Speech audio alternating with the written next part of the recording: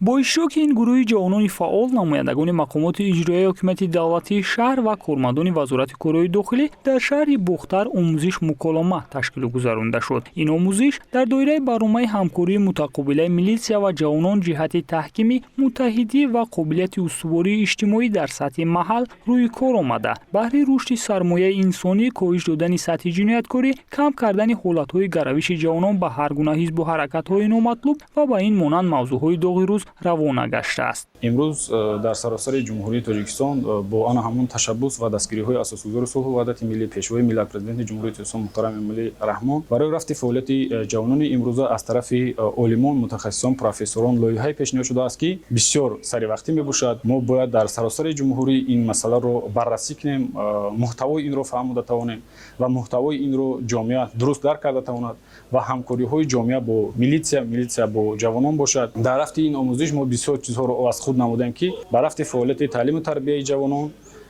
به نهایت یک سهمی بسازای خود را می‌گذارد. آموزش مذکور در دایره همکاری بین وزارت کارهای داخلی جمهوری تاجیکستان، اساسیاسیون ملی والنتیران تاجیکستان با برنامه رشد سازمان ملل متحد راه‌اندازی گردیده است. در دایره این برنامه عالمان و دانشمندان ساحه به جوانان اختیاریان و نمایندگان وزارت کارهای داخلی درس گفته، اساساً آنها را به سه استراتژی ملی رشد، مقاومت با اکستریمیسم و تروریسم، سیاست دولتی جوانان ژرف‌تر آشنا ساختند. سمینار آموزشی همکاری متقابل کارمندان میلیسیا با جوانان قرار داره. مقصد اساسی آموزش چنین سمینارها و گذراندن آنها در شهر ناحیه‌ها این همکاری متقابل جوانان با کارمندان میلیسیا و رعایت نظام ترتیبات جمعیتی و پیش گرفتن از جنایتکاری جوانان می باشد. در این سمینار آموزشی ما از آموزگاران پرتجربه خود گذراندن نقشه استراتژی را آموختیم و مفهوم والنتیر، کی بودن والنتیر و فعالیت آنها را در این سمینارها با ما آموزش دادند تا که در جمعیت سهم خود را گذاشته باشیم.